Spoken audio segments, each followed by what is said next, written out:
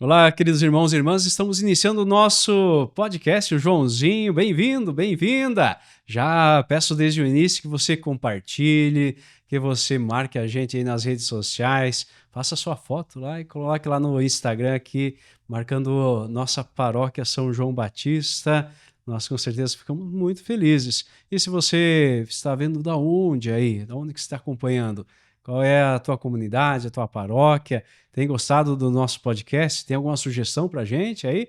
De repente a gente fica sempre feliz. E com certeza aquele like também ajuda bastante. Quero convidar você para iniciarmos o nosso podcast com o sinal da cruz, o sinal que nós sentimos sempre a graça de Deus, porque é Ele quem nos liberta, nos ensina e vivifica a nossa fé. Em nome do Pai, do Filho e do Espírito Santo. Amém.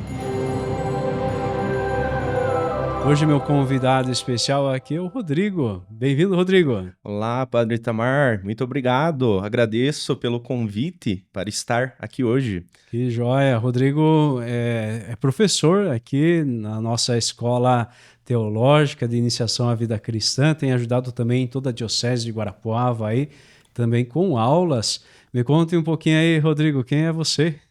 Então, Padre Itamar, eu sou o Rodrigo, sou professor, né? Trabalho na rede municipal de ensino e também agora dentro da diocese, como o senhor falou, né? Com essas formações nesse processo da escola de iniciação à vida cristã, formações também de ministros, vários temas aí da teologia que nós temos refletido, temos nos aprofundado durante esse tempo. O professor Rodrigo é formado em teologia. Exatamente, tem a formação em teologia, em filosofia, também fui para o lado da história e da pedagogia. Olha só, bem informado. Aqui, né, tem potencial de nos ajudar. E hoje o tema é bastante interessante, um tema que todos nós, na experiência da fé, utilizamos cotidianamente, que é a palavra de Deus, a Sagrada Escritura, e temos aí uma forma de interpretar. É isso que nós vamos conversar um pouquinho hoje, né? Exatamente, né? Esse entendimento, o que significa para nós, né, a palavra de Deus, qual é o sentido dessa palavra na nossa vida de fé. Então é importante sempre nós termos este olhar, nos aprofundarmos e entendermos também aquilo que a igreja nos instrui, porque a nossa igreja, ela é formada a partir de um tripé, né, Padre Itamar?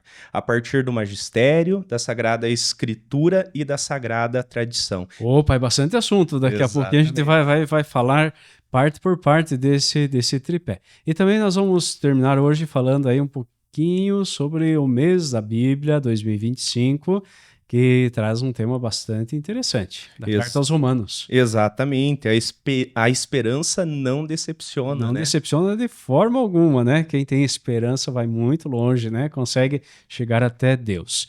Vamos começar aí nessa experiência, porque a igreja, ela aí, nós estamos em 2025, ela nasce com Jesus, a experiência da igreja, a igreja é sempre essa experiência ainda maior de uma comunidade reunida no que significa, né, na base da raiz eclesia, né, dessa importância de uma comunidade que se reúne. E ela se reúne pensando juntos. A gente chama até de concílios, é isso, né? Exatamente. Nós tivemos vários concílios na história da igreja e alguns concílios eles foram se destacando, foram trazendo uma marca muito profunda. E esse documento que nós iremos falar, esta Constituição Dogmática, ela vem a partir do Concílio Vaticano II. Muitas pessoas me perguntam o que é concílio. É uma pergunta sempre... o padre fala tanto do concílio, de concílio, não sei o que lá. O que é concílio? Então tem esse sentido dessa reunião de toda a igreja. Conciliar, é isso, exatamente. Né? Os bispos, juntamente com o Papa, vão discutir aqueles temas que, na verdade, vão sendo reafirmados, né? Porque dentro do concílio nós temos essa perspectiva também de reafirmar aquilo que nós já tínhamos nas experiências das primeiras comunidades cristãs. Então vai se constituindo... Então é um voltar à base daquilo que foi o ensinamento de Jesus, e daí que está contido na Sagrada Escritura. Exatamente. E que agora também olhando para as realidades, as culturas, a evolução e tanto, os concílios também ajudam, por meio de tudo isso, olhar como Jesus faria hoje. Com toda certeza. E o Concílio Vaticano II trouxe essa marca de diálogo, né? Então, quando nós olhamos um pouquinho para a perspectiva que se tem dentro do Concílio Vaticano II, é esta, de dialogar com a nossa realidade, com o nosso contexto, entendendo o contexto que a igreja está. Muito bem, então você que está acompanhando aqui, vamos falar hoje um pouquinho dessa constituição dogmática. Veja essas palavras aí, de repente precisam ser melhores explicadas ainda. Dei verbum é uma palavra em latim. Dei, lembra-se, Deus, verbum, palavra, a palavra de Deus. Uma constituição sobre a palavra de Deus. É algo muito interessante que vamos falar. Nós fazemos essa interpretação, Rodrigo, a partir então daquele tripé que você começou a dizer aqui. Vamos lá, parte por parte do tripé. A primeira parte desse tripé. Então, nós temos a Sagrada Tradição. Sagrada Tradição. O que significa essa Sagrada Tradição? Então, a Sagrada Tradição é aquilo que foi sendo repassado de forma oral, aquilo que foi transmitido aos primeiros discípulos de Jesus, né? Nessa convivência de Jesus com os seus discípulos, ele foi ensinando, ele foi mostrando o caminho, foi mostrando este reino de Deus, e os discípulos, eles foram também transmitindo, né? Eles foram escolhendo pessoas dentro das comunidades que ficaram responsáveis por essa comunidade, responsáveis pela evangelização, e com isso nós vamos dizendo da própria questão da sucessão apostólica, né? Então tivemos os discípulos escolhidos por Jesus, instituídos com essa missão de anunciar o evangelho, e aí tudo isso foi continuando dentro da igreja. Então nós temos essa Sagrada Tradição, então toda essa tradição contada, falada,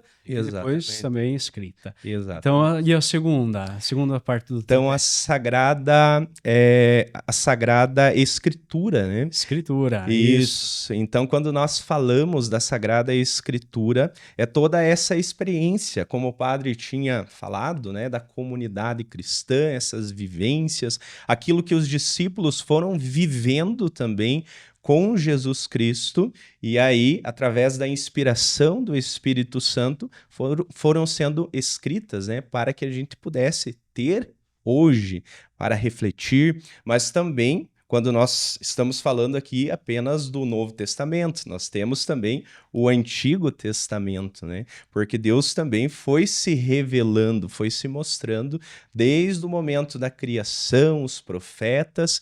Então a Sagrada Escritura nos traz esta base, nos traz esse joia, né? Isso é base, né? Exatamente. É algo importantíssimo para a gente chegar nessa questão que nós vamos falar ainda sobre a Sagrada Escritura.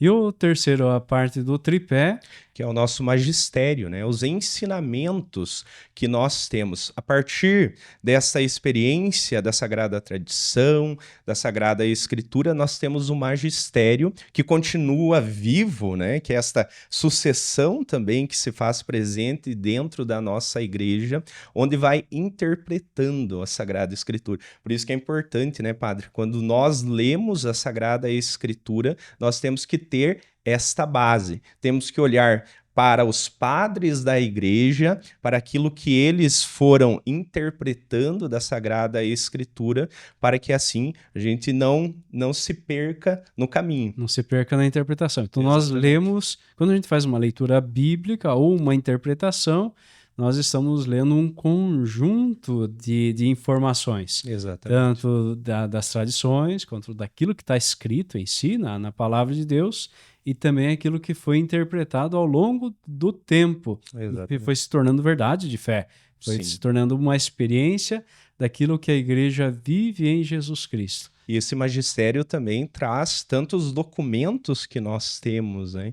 Então, o magistério ele vai se manifestando dentro do nosso contexto, com os nossos bispos, com os ensinamentos, né? O bispo ele é visto assim dentro da sua diocese como esse primeiro catequista, tem essa função de ir nos transmitindo essas verdades reveladas, né? Importante aqui para poder chegar então na leitura bíblica. E aí, por isso, com o Concílio Vaticano II, ele acontece lá em 64 até 66, por aí, né?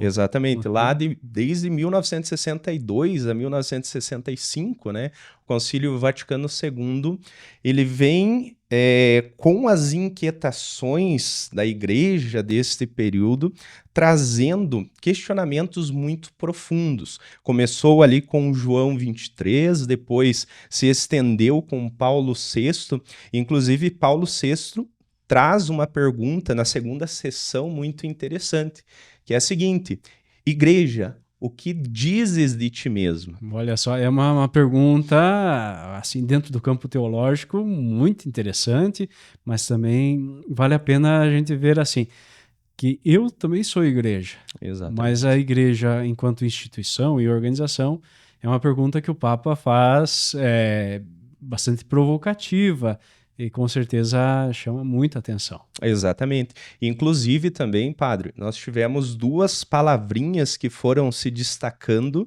que é adornamento. O que significa então esta palavra? Atualização, renovação e também este retorno às fontes. Então a igreja nos traz essa reflexão de aprofundar as origens da fé cristã.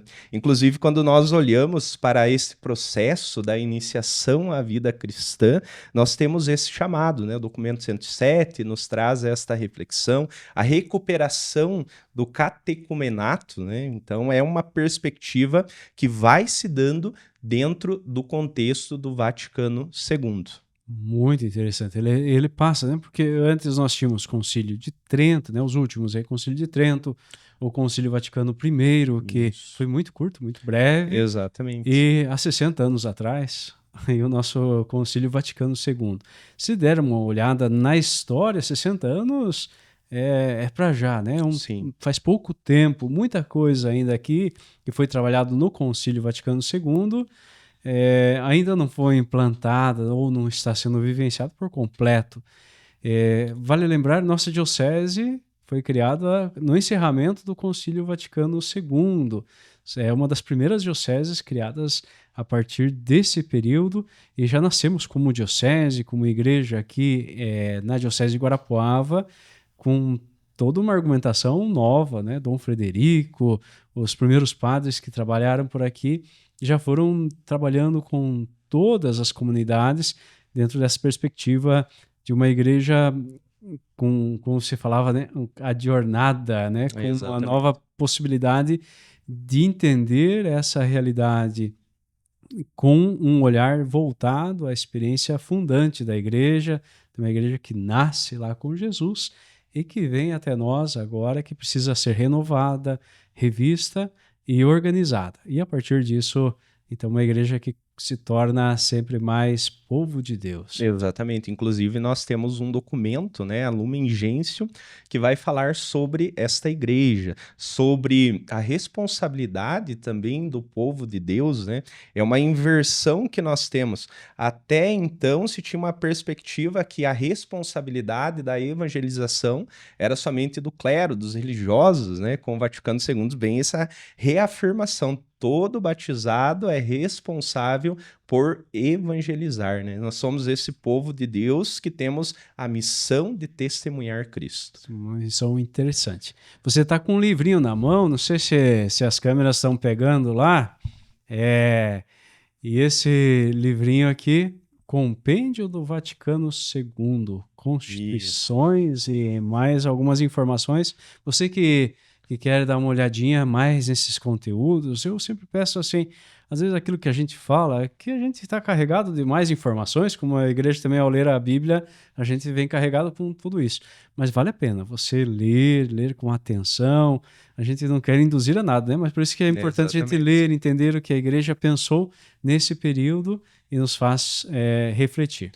Vamos entrar na perspectiva aí da Dei Verbum, então dessa leitura sobre a palavra de Deus, como a igreja lê, como ela entende.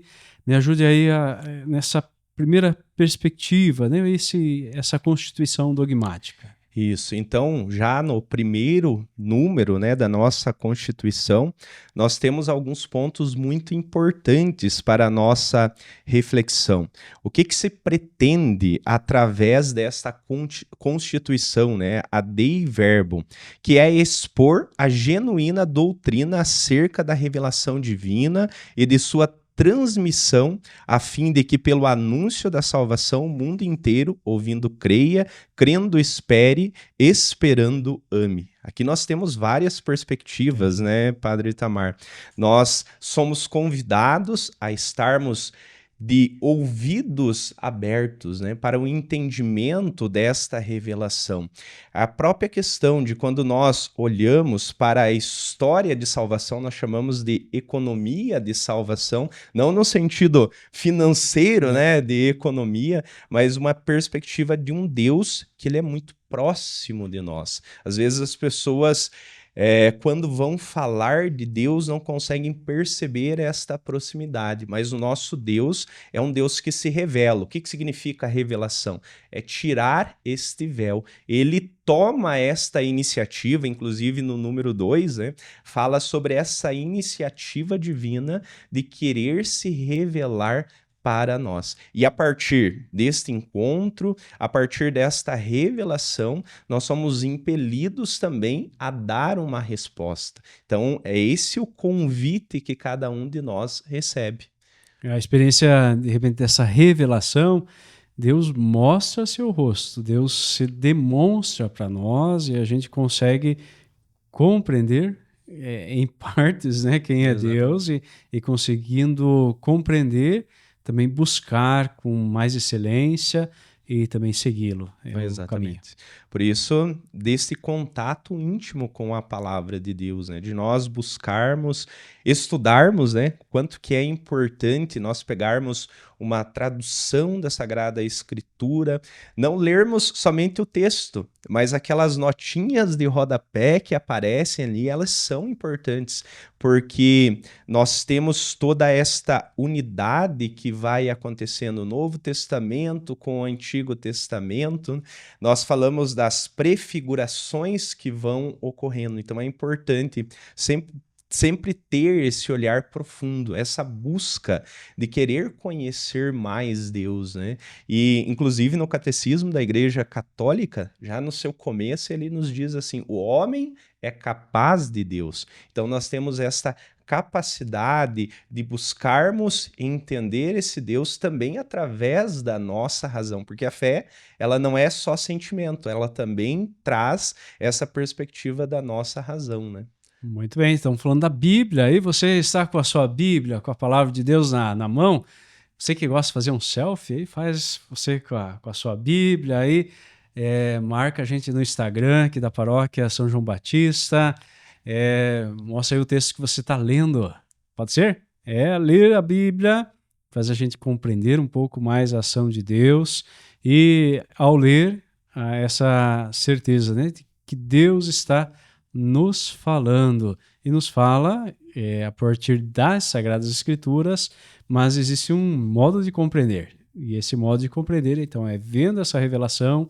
Por isso é importante, né, a gente poder ler, de repente, as introduções dos livros, a introdução aos evangelhos, de repente, notas de rodapé auxiliam bastante para que a gente consiga fazer uma leitura um pouco mais aprofundada, mais estudada, para que a nossa oração seja mais eficiente. Exatamente. E a Dei Verbum também, Padre, vai trazendo os passos desta revelação de Deus, né, que é importante nós termos diante dos nossos olhos. Então, a criação, Deus cria o mundo através da sua bondade, revela todo o seu amor através da criação. Também a própria perspectiva de uma revelação que acontece com os nossos primeiros pais, né? Então, esse contato que Deus tem também com a sua criação. Aí depois que nós decaímos, conforme nos traz também a Sagrada Escritura, Deus não abandona o seu povo, Deus continua se manifestando, né? Chama Abraão, depois conversa, liberta o seu povo através de Moisés, se manifesta através dos profetas, e como nos diz a Dei Verbum 4, na plenitude dos tempos, Deus envia o seu filho, né? O Verbo.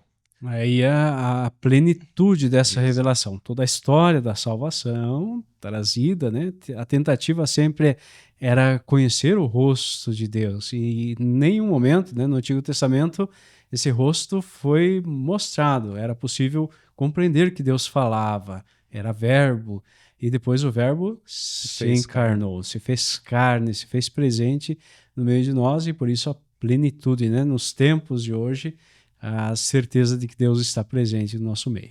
Exatamente, né? E quando nós olhamos para toda essa história, nós vamos percebendo essa revelação amorosa, né? De um Deus que não nos abandona, de um Deus que quer estar próximos de nós, de um Deus que ele se manifesta, que se dá a conhecer e quer que nós nos aproximemos sempre dele, né? Então é esta busca que nós também fazemos. Dizemos assim, nós queremos um sentido para a nossa existência. Até quando voltamos para a filosofia, nós temos aquelas perguntas existenciais, né? De onde vim, quem eu sou e para onde vou. Então, através desta revelação, nós nos compreendemos enquanto seres de dignidade, né? Esses seres humanos criados à imagem e semelhança de Deus. Queridos irmãos e irmãs, nós estamos hoje falando de uma das constituições dogmáticas da igreja, se chama Dei Verbum. Você também consegue encontrar na internet, escreve Dei Verbum e vai encontrar no site vaticano.va em português. Consegue ler esse texto, é um texto bem curto e que você lê rapidamente, consegue compreender com facilidade, não é tão difícil a leitura, e vai também compreender como a igreja interpreta as Sagradas Escrituras. Falando nisso, né, tem uma forma de interpretar, né, com o magistério da igreja, que olha para esses textos com a experiência também da tradição, e isso faz com que haja uma leitura em unidade no mundo todo. Onde existe a Igreja Católica, interpretamos da mesma forma as Sagradas Escrituras. Exatamente, com todo este sentido, né? A Sagrada Escritura vai nos trazendo esse texto, inclusive, lá na Dei Verbum 11, nós temos o objetivo da Sagrada Escritura, que diz assim: por isso, toda a Escritura, divinamente inspirada, é também útil para ensinar, para repreender, para corrigir, para instruir na justiça, a fim de que o homem de Deus seja perfeito, preparado para toda a obra boa, né? Então a Sagrada Escritura tem esse objetivo também. A partir dela, quando nós a olhamos, quando nós vamos lendo esta palavra de Deus, ela vai penetrando no nosso coração, né? Por isso que nós dizemos que ela é como uma espada de dois gumes, né? Que vai cortando, que vai doendo muitas vezes, porque a palavra ela vai nos ensinando, nos corrigindo diante também das nossas posturas, né? Vai nos instruindo. Como é importante, né? Esse olhar também. Ela é cortante e penetrante, né? Diz o Exatamente. salmista, né? A palavra de Deus ela tem essa força de transformar as nossas vidas, e por isso a leitura atenta, a interpretação correta, Exato. ajuda a ter bastante paz quando a gente lê o texto. Uma paz não para a gente ficar calmo, né? Mas de repente até para para nos transformar, para instigar a mudança, ao crescimento. Exatamente. Na liturgia, né, nós vamos acompanhando essa palavra de Deus, fazendo também essa experiência. O padre tem essa missão de, através da homilia, interpretar, nos trazer aquilo que a palavra nos ensina. E é uma missão que é muito exigente, né, padre? Inclusive, o Papa Francisco, ele já falava sobre toda esta preparação da homilia, de fazer realmente uma leitura profunda daqueles textos e extrair a mensagem para ser repassada ao povo, né? A necessidade de conseguir estar com muitas coisas em conjunto. Eu sempre falo, quando a gente vai fazer uma homilia, que você tem crianças de colo que ainda não entendem muita coisa, mas de repente, se você falar mais gritado ali, até eles vão sentir alguma coisa. Mas tem aqueles que começam a entender e estão nos porquês. Tem adolescentes ali que estão com vontade de algumas coisas a mais, tem jovens, tem adultos, tem idosos. Então o público é muito diverso, você não tem um público-alvo específico que está ali para te entender. Por isso precisa ter inspiração divina, Exatamente. precisa contar com o Espírito Santo, com o conhecimento científico do que a palavra traz, para poder chegar, de repente, ao coração, que Exatamente. é o interesse, né, da igreja, né, dessa possibilidade de interpretação, mas que chegue ao coração e ajude a transformar. Exatamente. E esta unidade, né? Quando nós olhamos até para o texto de Lucas, que narra os discípulos de Emaús, eles vão fazendo essa experiência da palavra, aquele homem que se coloca a caminhar com eles. Depois, quando eles reconhecem quem é este homem, eles vão até dizer: não ardia o nosso coração enquanto ele nos falava pelo caminho e explicava as escrituras, né? Então a escritura, ela também traz essa perspectiva de fazer arder o nosso coração, e é uma experiência que vai se dando, como o senhor falou, né? As faixas etárias, essa compreensão, ela vai se alastrando, ela vai se dando aos poucos, por isso da importância também da catequese, né? Nós falamos hoje, temos essa perspectiva de uma catequese que ela traz a Bíblia para o centro, essa reflexão aprofundada da palavra de Deus. Então, a importância de conhecer toda esta economia de salvação, conhecer também a Sagrada Escritura e, a partir daí, ir fazendo com que as nossas crianças, adolescentes e jovens tenham essa experiência profunda com Deus, né? Então, é esta busca que nós vamos realizando. Dentro dessa perspectiva de liturgia e também de compreensão, de fazer celebrar a palavra de Deus, é um dos temas que é bastante trabalhado dentro dessa perspectiva. A palavra de Deus, ela perpassa toda a liturgia da igreja, toda uma celebração da missa, ela é permeada da palavra de Deus de início ao fim. É algo que foi pedido no concílio e na reforma dos textos litúrgicos também essa intenção. Exatamente. E quando nós olhamos para este ano litúrgico, toda a pedagogia que nós temos, nós costumamos dizer que nós temos o nosso ritmo diário com a palavra de Deus, o ritmo semanal e temos também o ritmo anual. Como que é marcado? Os padres, né, diante do bispo, eles fazem uma promessa de rezar a liturgia das horas. Então, esta liturgia das horas vai marcando este ritmo diário, né? Fazendo as laudes, a oração da hora média, as vésperas completas, que todo o povo de Deus também é convidado a fazer, rezar, né? Exatamente. Então, aí nós temos este ritmo que é marcado através da palavra de Deus, da Sagrada Escritura. Aí temos o ritmo semanal, que é marcado pelo domingo, onde nós vamos refletindo, a igreja nos trazendo toda esta organização com a palavra de Deus, essa distribuição que nós temos, né, das leituras que nós fazemos, e o nosso ano litúrgico, começando lá com o advento, essa celebração de Cristo que veio, de Cristo que vem em cada Eucaristia e de Cristo que virá na parousia. Depois vamos para o tempo do Natal, com a liturgia própria, com os textos bíblicos, né, próprios desse tempo.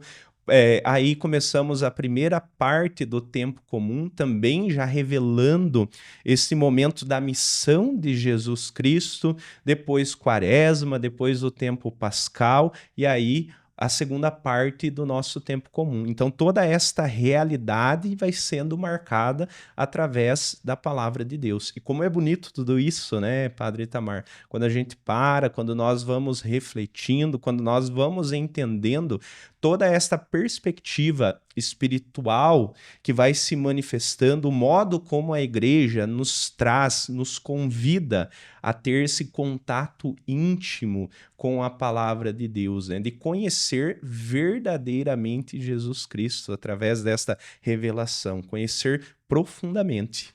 Muito importante, né? Nas celebrações, na experiência da fé, da comunidade, no encontro, essa possibilidade de pensar, né, Deus em meio, né? Deus na experiência da vida da comunidade.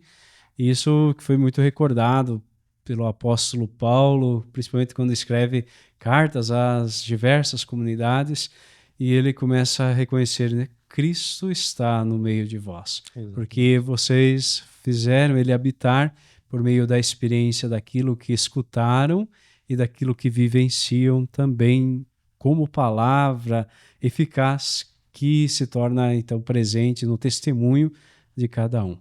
Também, além da liturgia, a igreja trabalha a cada ano um tema bastante específico aí para recordar o mês da Bíblia, para enfatizar algum aspecto da palavra de Deus. Esse ano estamos aí com a carta de São Paulo aos Romanos. Exatamente, né? Com o lema "A esperança não decepciona". E tem uma história muito interessante, Padre Itamar, sobre o mês da Bíblia. Esse mês, né? Começou em 1971 aqui no Brasil, através da iniciativa das Irmãs Paulinas. E aí, como os bispos, a CNBB foi percebendo que foi algo muito frutífero, né? Esse mês da Bíblia, o que aconteceu? Fomos convidados, então, a termos, neste mês de setembro, o mês da Bíblia. E tem até uma explicação por que nós escolhemos, por que a igreja escolheu, né, o mês de setembro. Porque no dia 30 de setembro, nós celebramos São Jerônimo, que foi aquele que traduziu para o latim a Sagrada Escritura, né? Ficou bem mais fácil em latim, né, para a gente ler a Sagrada Escritura. Exatamente. Que antes era em grego, era em Hebraico, né? aramaico, né? Então essa tradução foi essencial, né? Chamada Vulgata também, exatamente, que se tornou popular a linguagem bíblica e só mais tarde traduzida para as línguas vernáculas, né? Ou as nossas línguas, língua portuguesa, isso, ou em outros países nas suas línguas, na possibilidade então de que todos tenham acesso à Sagrada Escritura. Então, o mês da Bíblia marcado por São Jerônimo. Isso, inclusive ele tem uma frase muito famosa, né? Ignorar as Escrituras é ignorar Cristo. É a frase que se destaca, uma frase forte, né? Então, aquele que não conhece, não se dedica, está ignorando o próprio Cristo. Isso, aquele convite bem especial. Aí, olha, não vale a pena deixar de ler, de rezar com a Sagrada Escritura. E neste ano, então, estamos estudando e rezando o texto da carta de São Paulo aos Romanos. É uma carta escrita por Paulo à comunidade de Roma. Roma é o lugar onde Paulo vai morrer, né? Paulo, então, ele na última viagem, ele encerra a sua trajetória em Roma. E aí é uma carta bastante interessante, ele chama a atenção de diversos temas ali, e entre eles aí capítulo 5, nos versículos 1 a 5, mas de modo especial o 5, né? Lembrando assim, a esperança não decepciona, ela faz a gente encontrar a libertação, porque encontramos o amor de Deus, e nesse amor de Deus é possível então não se decepcionar e ter sempre a alegria da fé. Temos como ler a palavra de Deus. A igreja ensina métodos de leitura que facilitam essa proximidade com a palavra de Deus. Então, de repente, alguém, eu não consigo mais rezar, eu rezo o terço e não estou, está me faltando mais alguma coisa. Eu vou na missa e me falta mais alguma coisa. O que a igreja propõe como oração com a palavra de Deus? Então, nós temos a leitura orante da palavra, a Léxio Divina, que nós somos convidados a realizar. Eu vou contar um pouquinho da minha experiência, né?